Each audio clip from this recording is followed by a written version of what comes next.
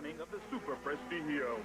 The talk around the pits and paddock at this year's event, and the main reason we're here, is the international racing debut of Kenny Roberts Jr., the son of America's most famous motorcycle champion. 19-year-old KRJR has been around racing all his life. Being in the spotlight is nothing new to this second-generation racer. As a toddler, his dad borrowed his pristine attire to enhance his own clear vision of superstardom in international Grand Prix competition. Later, at the end of King Kenny's reign, KRJR stood on the podium in San Marino with his father, admiring the view. The fascination of youth totally focused on the vista that lay before him. His imagination dominating his thoughts, just as disappointment overwhelmed his famous father, who had just lost the 1983 World Championship by 2 points. The younger Roberts has 2 years of pro racing under belt. Thus far in '92, he lies second in the AMA 250 Grand Prix standings. Here in Spain, he's been under a microscope of scrutiny from competitors, fans, and media. Still, he has displayed the presence of mind to accept his mission in Spain and not get caught up in the expectations of others. You know, I didn't really have any expectations. I just wanted to go and ride my hardest, you know, and see what we come up with. I've never been to, you know, Europe before, you know, to race. And I just wanted to see, you know, what the best finish and what my bike and I could accomplish. So that's what we're here for. Well, he's a little bit like me. He's quiet. He's not, you know, throwing things against the garage window, and he's a little unsure of what he had to do when he got here, but now he's trying to focus in on what he has to do. And of course, out there racing with 30 people that go as fast as you do, and 10 of them that go a lot faster, is a rude awakening. Despite a difficult time during qualifying, little Kenny has learned a lot thus far in Spain, on and off the bike. The maturing, the honing, the sculpting of an all-around pro capable of winning a world championship is a never-ending process. The true test is going to be what he does after this. I'm not so concerned with what he does today, but now this weekend he's learned what he has to do to be a racer. You know, he knows now how fast them guys go. Now mentally he's got to go away from here and then try to find some way of gaining that type of speed, gaining that type of physical strength and attitude to come and race these guys. Europeans have a little bit different style than the Americans on the 250s. You know, they run in the corners quite a bit harder and you know, come out just as hard. So, you know, I've started learning quite a bit on that. You know, Collins went to Japan, and Chris has been around for quite a while, and they've kind of already experienced a little bit of that. Plus, they both have about 50 races on me, you know, or at least one of them does. Another one has about 6 years, so on both of us. So, you know, I think we've all learned a lot, and, you know, during the off-season, we'll learn even more, hopefully. The Colin and Chris referred to by Kenny Roberts Jr. are, of course, Colin Edwards Jr. and Chris D'Aluzio. Both are members of the Southwest Motorsports team, and along with Roberts, they make up the three amigos from the U.S. competing in this year's Superprestiggio. Unlike Roberts, both Edwards and D'Aluzio are less in the limelight here in Spain. Their effort is low-key and low-budget, but by no means less efficient. Colin Edwards Jr., a teenager like Roberts Jr., is the 1992 AMA 250 Grand Prix champion with 4 impressive wins in 8 races.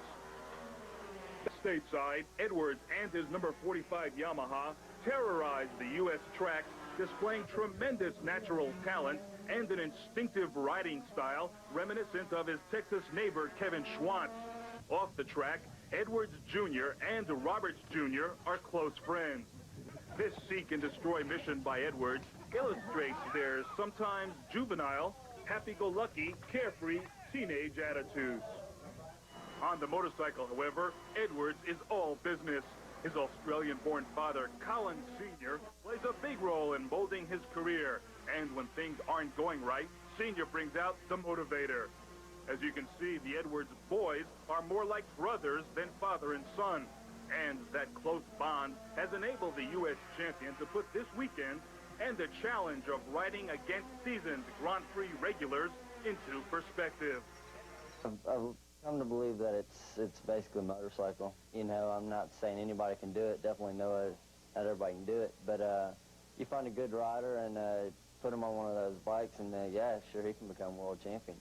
You know, it's just it's a matter of what bike you got and if the person can ride it. The third member of the American contingent and teammate to Edwards is the introspective Chris D'Illusio. The Connecticut native looks like a graduate student in biochemistry and has developed his own formula for success, a calculating, cerebral approach to racing. D'Illusio, who designs mountain bikes for a living, is one of the most respected riders in AMA racing. As the elder member of the Southwest Motorsports team, D'Illusio complements Edwards' youthful exuberance with a sort of steady Eddie Lawson modus operandi, which prioritizes, above all else, getting the motorcycle suited to the track. Here in Spain, the riders complain that the Jarama circuit is bumpy and that chassis setup will be crucial. So we asked the rider, who likens himself to the professor of F1 cars, Alan Prost, to articulate how the rough surface affects both setup and rider technique. The technique is it's pretty hairy. The setup is a compromise for the high-speed bumps and the low-speed bumps. There's some large bumps and some fast sections that are more important than the smaller bumps in the slow sections, but they both have their, you know, the small bumps in the slow sections will put you on the ground faster than a big bump on a fast section. So it's a trade-off for sure, and you know, we're still looking for that. Well, there they are, the three amigos, Roberts, Edwards, and D'Illusio. Today on Motorcycle Madness, we're here to watch them take on the 250 Grand Prix stars in the 12th running of the Superprestigio. But who are these Grand Prix stars? Well, here are the final 1992 250 World Championship standings. 3 out of the top 5 names that you see are here in attendance and ready to race. World champion Luca Catalora is not here due to contractual problems. More on that a little later. Leading the European contingent is 32-year-old Loris Reggiani, second in the World Championship aboard the Unlimited Genes Aprilia. Another Italian of note, veteran Pier Francesco Chili. He is also aboard an Aprilia, but not on the team with Reggiani. The 28-year-old veteran is with Team Valesi and has ridden everything from 125s to 500s in his career. Chili's Team Valesi teammate is 21-year-old Massimiliano Biaggi, conveniently nicknamed Max. Biaggi is a diminutive rider who won the final round in South Africa and is touted as the next great Italian rider. Also on hand, upholding European Yamaha honors, is German Jochen Schmidt on the black lucky number 7 Mitsui Yamaha entry. Number 6 is Spain's Alberto Puig, also on an Aprilia and the crowd favorite. The likable Spaniard is a talented rider who is rumored to be in line for a full factory Honda ride in 1993. The lineups are set. The bikes are on the grid.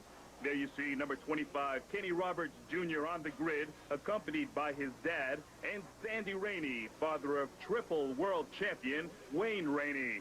There are the 2 Southwest Motorsports entries, number 2, Chris D'Illusio, and the number 45, Colin Edwards. When we return, we'll drop the flag on the first of 3 legs at the 1992 Yamaha Superprestigio, exclusively here last year in Madrid, Spain, prior to the first of 3 legs here at the Superprestigio. Here's a look at the Jarama circuit, 2.4 miles in length, very tricky, very bumpy, 14 turns.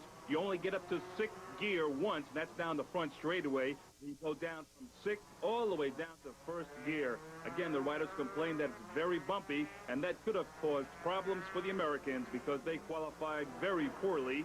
Chris D'Illusio leading the American contingent, qualifying in 12th position. Colin Edwards qualified in 13th, and Kenny Roberts Jr. all the way back in 20th starting position. The three amigos and the European riders will be contesting turns named after famous Latin motorsports heroes.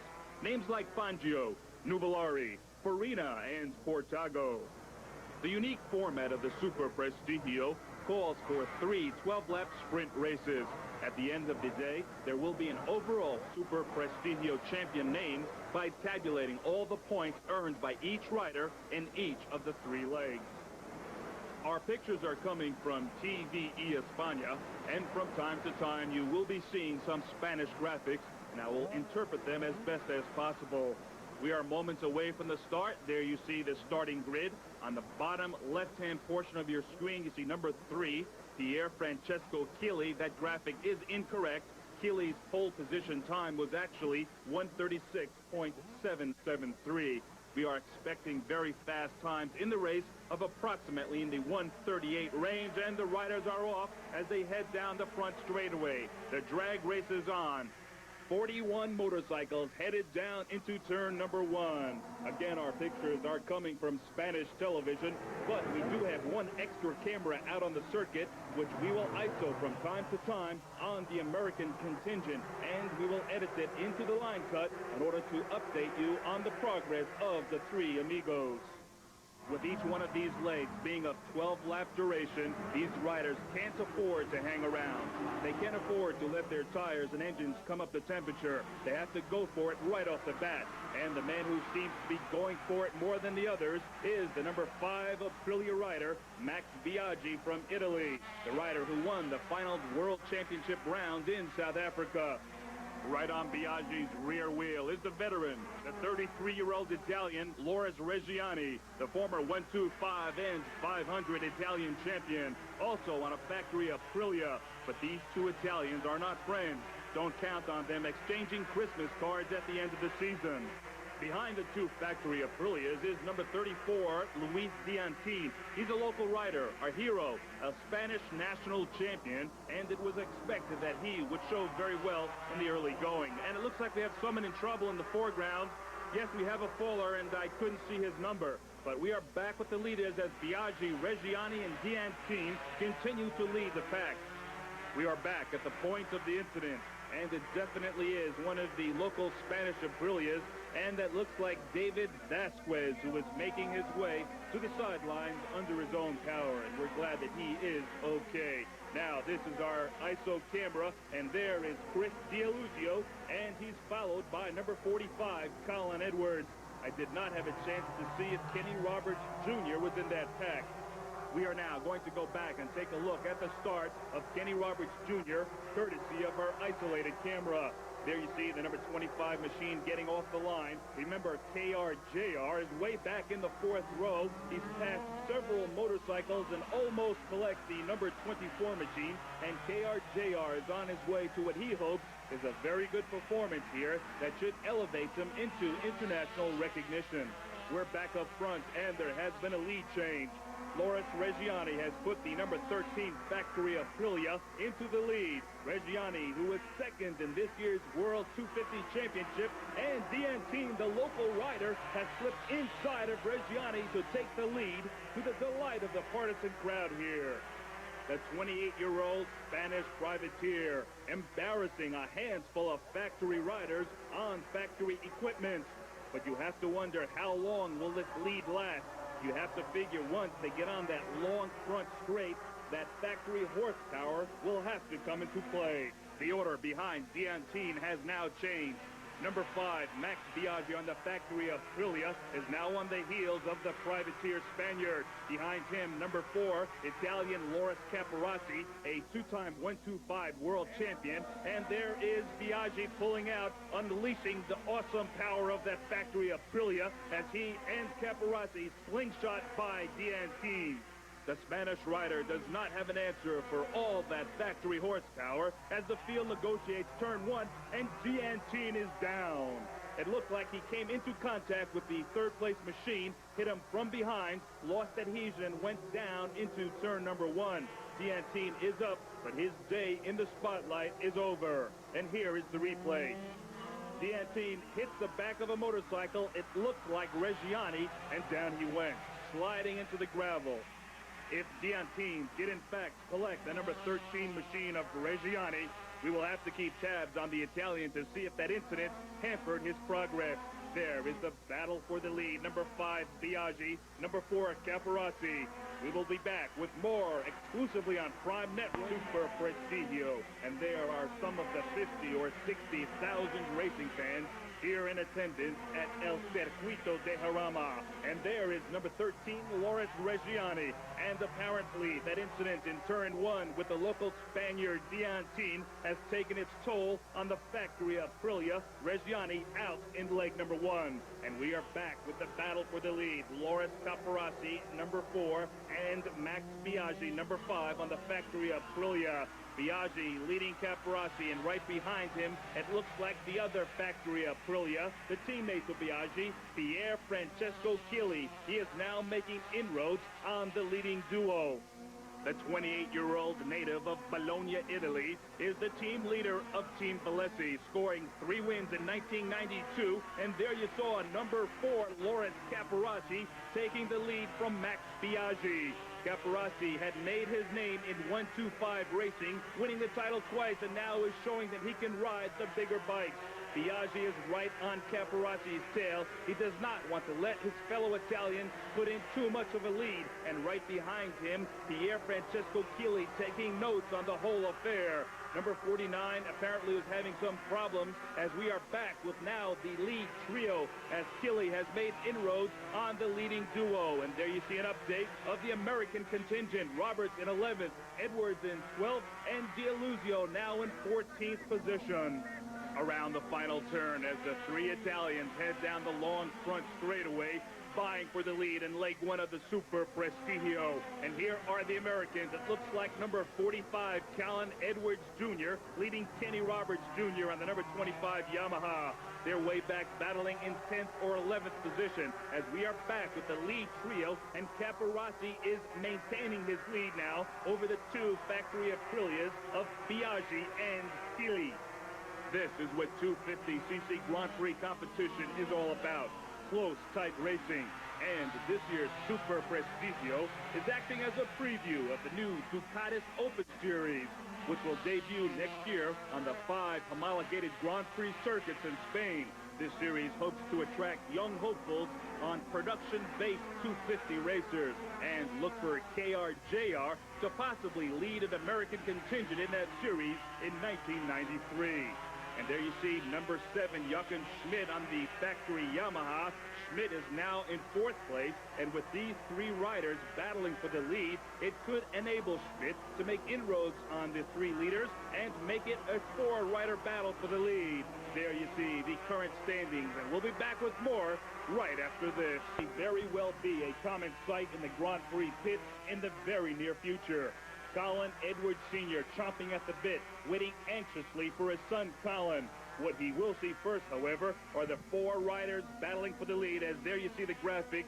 2 laps to go in the first leg of the Superprestigio.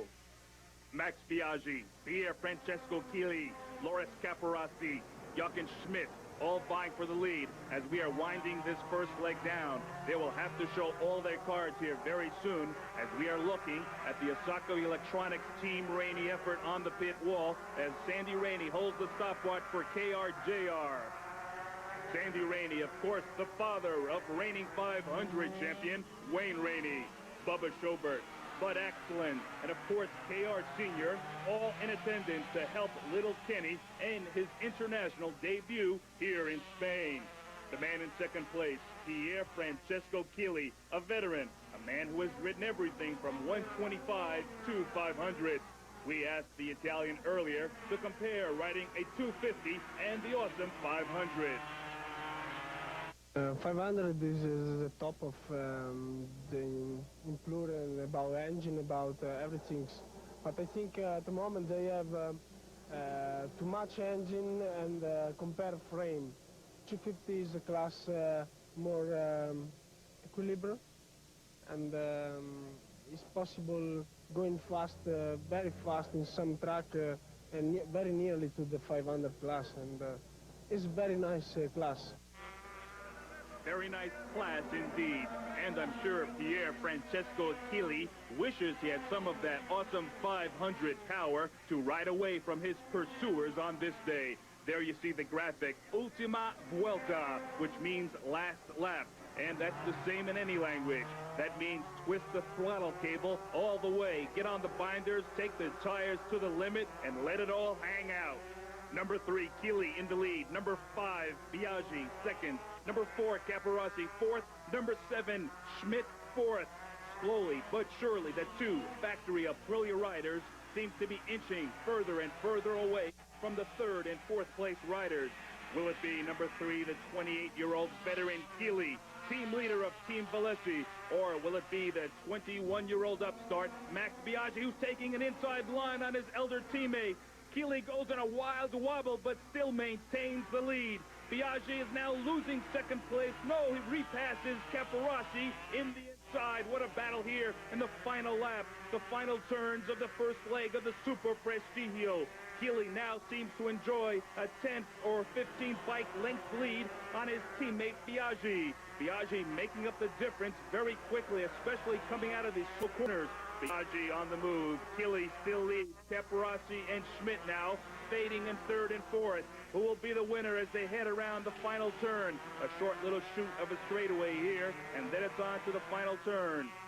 Here they come down the front straightaway. It's anybody's ball game. It's Chili. It's Biaggi. Here they go, wiggling, wobbling, and it looks as if Massimiliano Biaggi pulled out the win by less than a wheel. And here is Kenny Roberts Jr. completing his first ever international competition, and I'm not sure of the placing. We'll check that a little later as the front wheel goes up in the air, saluting the crowd. Massimiliano Biaggi takes leg number 1 at the 1992 Superprestigio. I don't think I've ever witnessed a closer finish. Here it is again in slow-mo as Biaggi pulls out on Chili, taking the win by less than a wheel length. And you saw Caparossi and Schmidt go by also. Now here's an interesting look at the ultra-fast shutter camera on the start-finish line here at the Jarama circuit as Caparossi flashes by with Schmidt in tow. And the fans here in Spain were treated to a fantastic first leg at the Superprestigio. Checking our Yamaha race analysis, of course, Biaggi the winner. Margin of victory, check that out, 0.112 seconds. Fast lap to Chili. Here is confirmation of the top 5. Biaggi, Chili, Caparossi, Schmidt, and the Spaniard Alberto Puig on the Aprilia, finishing an impressive 5th. And here are the American finishing orders. Kenny Roberts in 11th, Colin Edwards in 12th, Chris Gialluzio in 14th. Let's see what KRJR has to say. Yeah, you know, we had a lot of bad luck in practice. You know, it's just things that go in racing like that. And, you know, we never did get going, really. And come race time, I wanted to be there for the start. You know, I got a good start, a semi-good start, about mid-pack, and was about 18th on the first lap, and just watched everybody knock each other down and run at each other. There's people flying through there, and I mean, it's amazing. It's not like America, you know. It's just everybody's going for it on the first lap, and just try to keep my calm and not let anybody go under me. And you know, towards the end, people started calming down, and I was still up there. You know, I knew it was gonna kind of unfold like that, and I just started taking people as I could and not trying to make any dangerous moves, and it paid off. Okay, we'll see you in the second leg. Okay, thanks. A very happy and apparently satisfied Kenny Roberts Jr. And well, he should be. A very fine performance in his first ever international competition. And a good job by all the Americans, who are definitely underpowered here compared to the Grand Prix regulars and their factory equipment. And as you see, work continues on in the Kenny Roberts Jr. garage as they are about to mount up for the second leg. Come join us here on Prime Network as the Superprestigio continues right after the CC Grand Prix machines on the grid for the second of 3 legs here at the Superprestigio. Number 7, Jochen Schmidt, the German, 4th in the first leg. Number 34, DN Team, crashed out early. And there you see the Spanish graphic. Second Manga. second leg.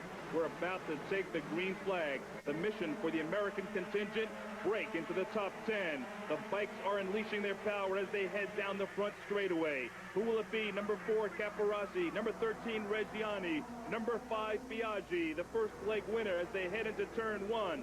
And it is, in fact, the number 13 Aprilia of Loris Reggiani who was involved in an early incident in leg number 1, forcing him to retire.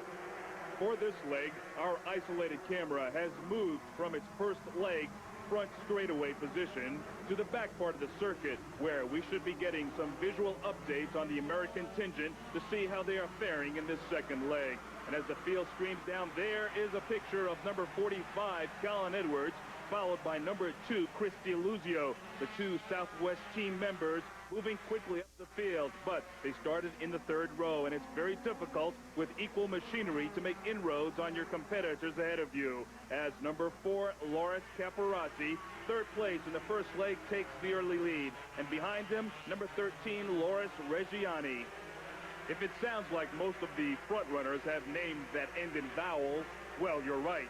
The 250 World Championship Series is dominated by Italian riders.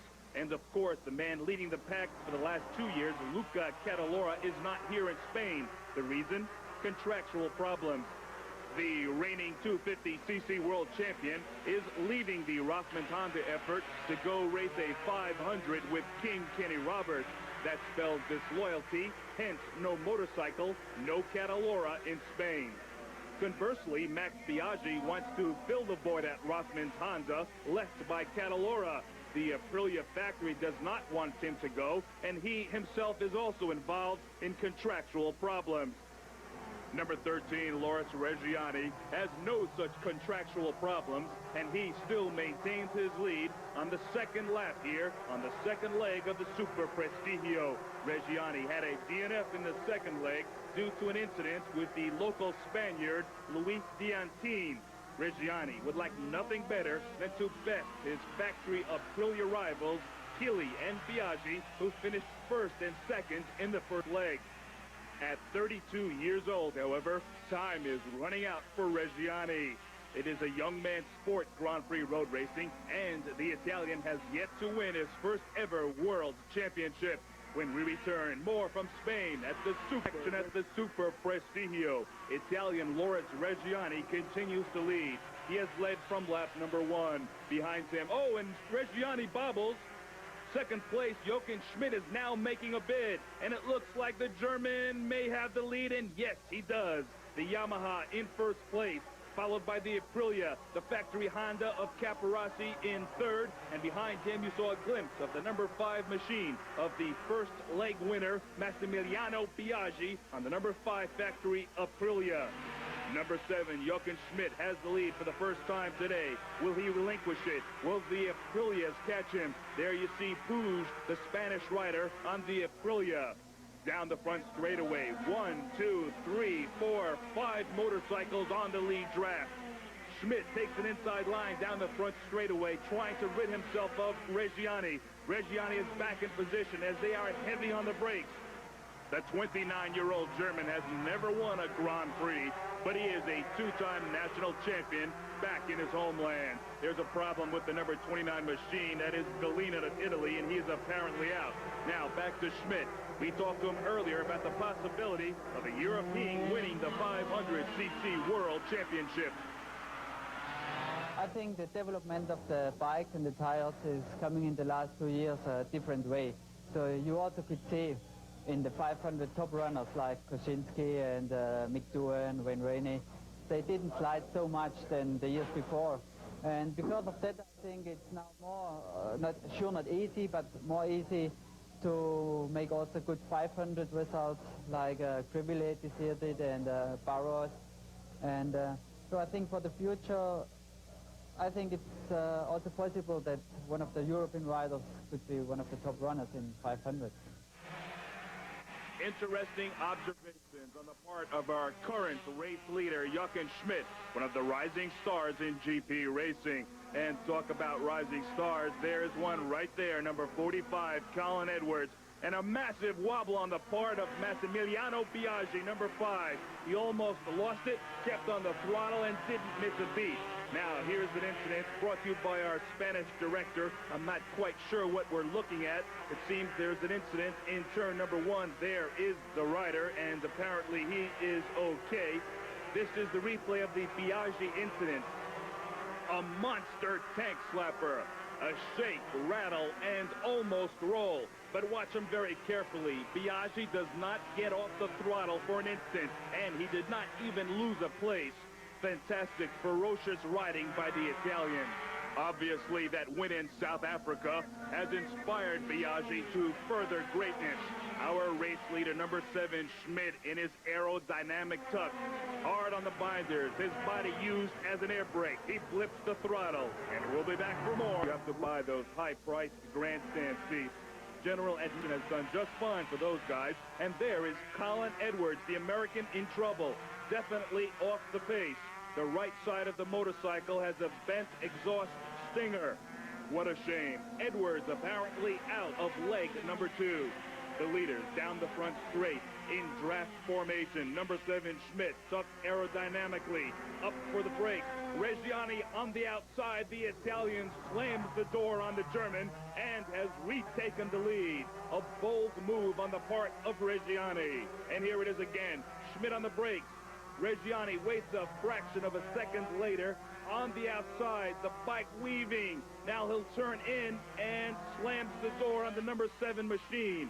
A very bold move on the part of Reggiani. And look at Biaggi doing the same to Keeley, his teammate.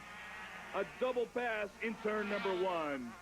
And there is Chris D'Aluzio with number 25, Kenny Roberts Jr. in tow. With Edwards out, the 2 Americans, D'Aluzio and Roberts, are left to contest for U.S. honors. Back with the leaders, number 13, Loris Reggiani, on the factory Aprilia, Jochen Schmidt. And there's a graphic, a Spanish graphic telling us that Schmidt has put in the fastest lap here in leg number 2. Now, here is a replay. Let's see what this is. And this is what happened to number 45, Colin Edwards, apparently being punted from the back, and that's what damaged the stinger, and that's what put him out of contention. Back again with the leaders, number 13, Reggiani, number 7, Schmidt. Behind them, lurking are the 2 factory Aprilias, but it seems they are completely out of touch with the lead duo. Now, our race leader, Loris Reggiani, is considered the number 1 factory rider for the Aprilia team. We asked the Italian earlier to talk to us about why this Italian manufacturer has come on so strong in Grand Prix racing in recent years. In Italy, Aprilia is a small factory. We can move a lot more quickly than a big Japanese company. I think the only reason that we can beat sometimes Japanese is our speedy, our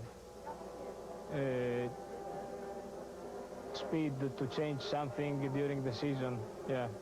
And of course, very good guys working on the bike. Apparently, Reggiani has brought some of those good guys to work on his number 13 machine here in Spain. And you saw the graphic, Ultima Vuelta, last lap. Number 6 is Alberto Puig, the Spaniard. And number 13, our race leader, Loris Reggiani, on the factory of Aprilia. Never put a wheel out of place all during this event. Unlike the first leg, the outcome for the second leg will be between 2 riders, Reggiani and Schmidt. Since Reggiani has taken the lead, he has slowly pulled away from Schmidt and seems to be turning up the wick. There is the evidence. The graphic says Reggiani has turned fast lap here in the second leg, and he seems to be pulling out a few bike lengths every several turns. Is Jochen Schmidt holding anything back? Is he waiting for an opportunity? We'll have to wait and see. We are now focused on the battle for second place. That was Keeley, Biaggi, and Caparossi. As we are back with the lead duo, Reggiani seems to have pulled out at least 10 to 15 bike lengths on Schmidt. Back to the battle for second place. 3 is Keeley, 5 Biaggi, and there is 45, Colin Edwards, still soldiering on, going very slowly. But the man of the hour, the man of the moment, the number 13 rider, Loris Reggiani on the Factory Aprilia. Can he win the second leg here in Spain? Around the turn for the final time, the Factory Aprilia, Italian Loris Reggiani takes the win with Schmidt in tow.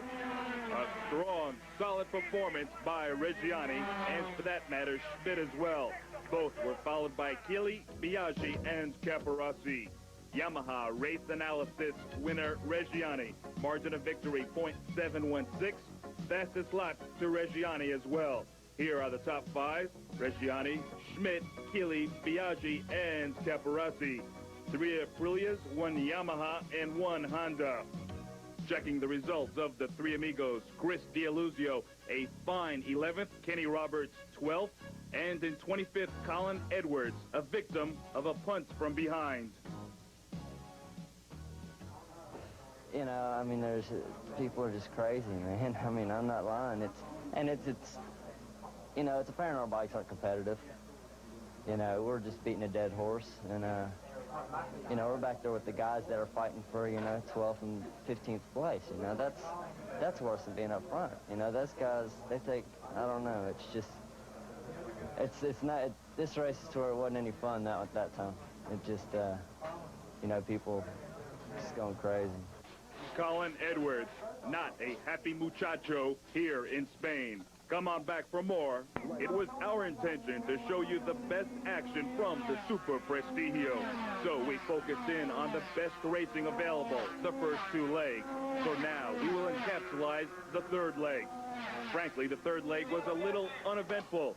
The most important factor, the demise of Colin Edwards Jr., who pulled off on the second lap and said no mas. For young Edwards, it was a horrible weekend in Spain. But a rider of his caliber will surely return and surely win more championships. Out on the track, the American contingent was now led by Kenny Roberts Jr., who put in an excellent performance in Leg 3, taking 8th place. D'Aluzio also distinguished himself very well. And number 13, Reggiani, our second leg winner, pulled in with yet another DNF, as in the first leg. After all the racing was over, after all the motorcycles pulled into the pits, the overall champion was named, tabulated by the scores in all 3 legs. Let's first take a look at our Yamaha race analysis for the final leg. Max Biaggi was the winner. .160 was the margin of victory over Jochen Schmidt. Chili had the fast lap of the race. Now, let's look at the overall results. Max Biaggi, the big winner with a 1-4-1 tally. He is the 1992 El Superprestigio champion. How did the Americans fare? Well, there you see it. Kenny Roberts Jr., 12th overall. Chris D'Aluzio, 13th. And Colin Edwards, not qualified because of his bad luck in the second and third leg. In Spain, on the victory rostrum with Massimiliano Biaggi, the overall winner at the 12th running of El Superprestigio. To his left, Jochen Schmidt, 2nd overall. Flanking him on the right, Pierre Francesco Chili, 3rd overall. Prime Network's exclusive coverage of the Yamaha Superprestigio has been brought to you by your local Yamaha motorcycle and ATV dealer. Yamaha, World Road Racing Champion for the 3rd year in a row. Dennis Torres saying, hasta la vista desde el capital de España. See you next year.